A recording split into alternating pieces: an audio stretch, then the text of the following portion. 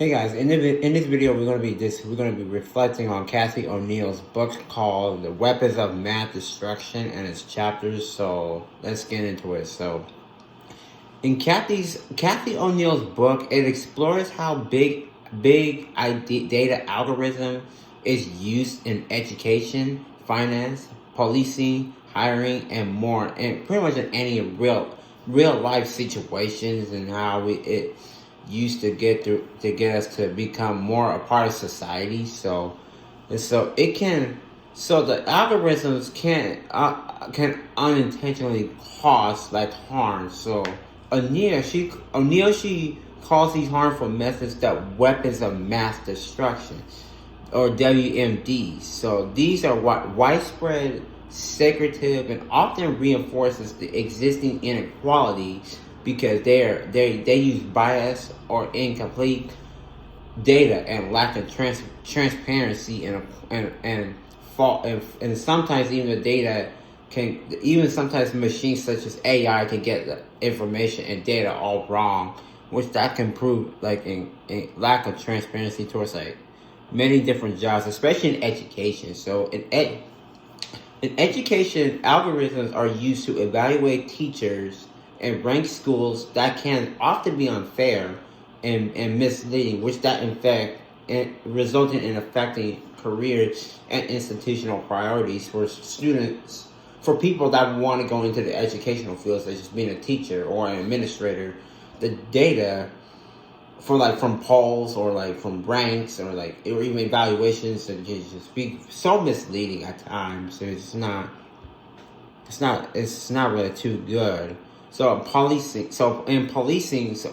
policing tools may target marginalized communities, perpetuating cycles of over policing and inequality. So like maybe like or even like lack of opportunities given to newly graduated police cadets to go on hands-on experience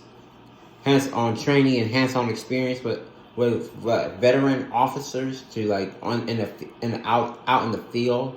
So and the data that comes up, then information that comes up on databases can like be it can be false info and stuff. So and now in the hiring process, automated resume screenings and employee evaluation can discriminate against certain groups of people or individuals, and which results in limiting opportunities, such as like African Americans or just based on like on someone's like race or background. So it's just in society across many different sectors, these models have shaped the decisions that of many different people that impacts many people's everyday lives, which without often seeing the accountability or insights or even possibility of consequences that may come with it if not being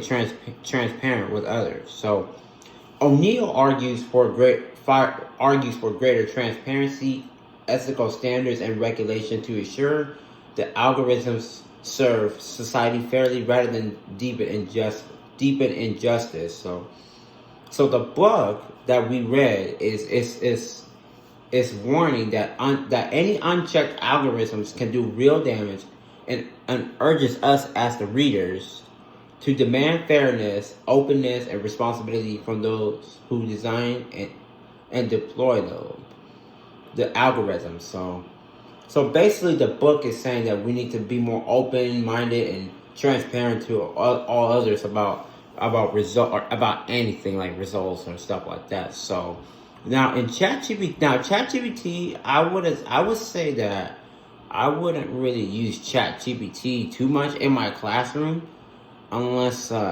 we need to use it for like to play some digital games on it, like as part of the lesson activities.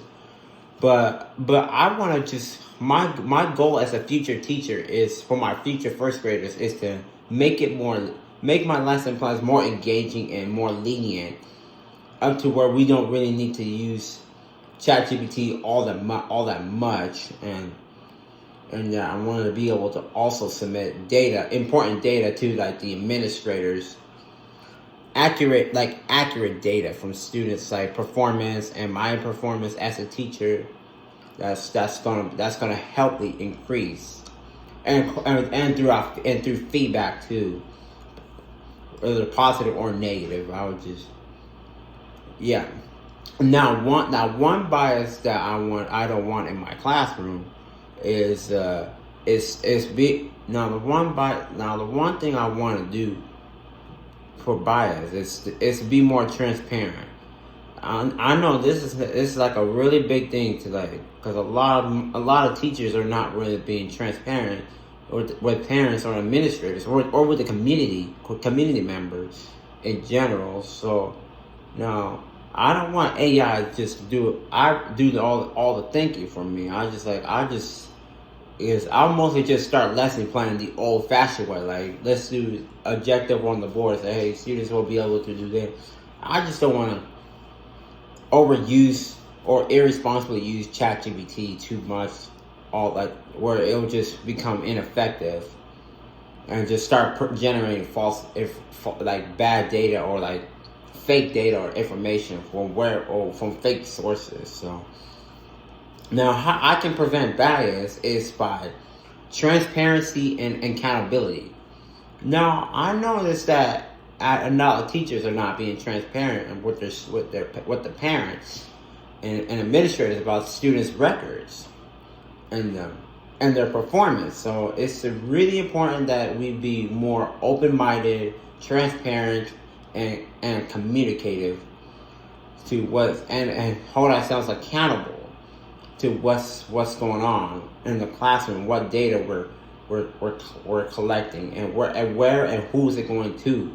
Just so we know where we stand, what rank as a school, as a community, where we will stand, and what improvements needs to be done, needs to be implemented for the better of our community and our schools and our students, especially for their future careers. So yes.